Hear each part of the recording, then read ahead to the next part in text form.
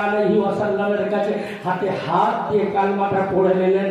সে নবী মুহাম্মদুর রাসূলুল্লাহর খুঁটি যখন মজবুত হয়ে গেল, নবী পাক সাল্লাল্লাহু তাআলা আলাইহি ওয়াসাল্লাম পাথরের জমিনটা হেঁটে হেঁটে পার হয়ে তায়েফের দিকে যখন চলে গেলেন, তায়েফবাসীরা অজ্ঞ, রাসূলুল্লাহ সাল্লাল্লাহু তাআলা আলাইহি ওয়াসাল্লামকে তারা চিনতে পারে নাই। তায়েফবাসীরা যখন ওই কচি কাঁচা বাচ্চাগুলোকে লেলিয়ে দিয়ে বলল, ওরে তায়েফের বাচ্চারা, তোদের কাছে এমন একটা মানুষ আসছে, তাকে তোরা পাথর দিয়ে মারতে থাকবি, পাথর মেরে মেরে তাকে রক্তাক্ত করে দিবি। তায়েফের কচি কাঁচা বাচ্চারা তারা নবী মুহাম্মদুর রাসূলুল্লাহকে চিনতে পারলো না, পাথর দিয়ে মারতে মারতে নবী পাক সাল্লাল্লাহু আলাইহি ওয়াসাল্লামকে রক্তাক্ত করে দিয়েছে। নবী পাক সাল্লাল্লাহু আলাইহি ওয়াসাল্লামের চোখগুলো ধোঁয়া হয়ে এসেছে, রক্ত বেবে বেবে পা দিয়ে যখন রক্ত চলে যাচ্ছে, চপ্পল মুবারক পর্যন্ত রক্তে রঞ্জিত হয়ে চিটিয়ে গেছে।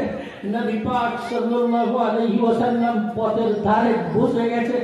তখন আবু জেহেল ডাক দিয়ে বলেছিল, আরে আব্দুল্লাহ ছেলে মুহাম্মদ, তুই কি মরার জায়গা পেলি না? মক্কায় তুই তায়েফে এলি, তোর লাশটা কে তুলে নিয়ে যাবে তুই যদি এইখানেতে মারা যাস? আমার আল্লাহ রব্বুল আলামিন তখন ফারিস্তাকে পাঠিয়ে বললেন, ও আমার ফারিস্তা জিবরাইল, তুমি যাও আমার হাবিবকে গিয়ে বলো, হাবিব আজকে তুমি তায়েফের জমিনে যেটা চাইবে আমি আল্লাহ রব্বুল আলামিন আসমানে সেটাই ফয়সালা করব। নবী পাক সাল্লাল্লাহু আলাইহি ওয়াসাল্লাম তখন ফারিস্তাকে বললেন, ও ভাই ফারিস্তা, আমার আল্লাহ কি এই কথা বলেছে?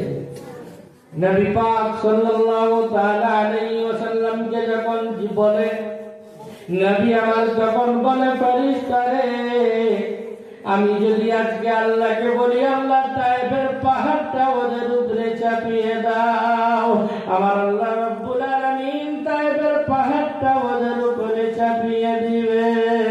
কিন্তু আমি কালকে কাকে দিয়ে বলবো? বলুন লা ইলাহা ইল্লাল্লাহ।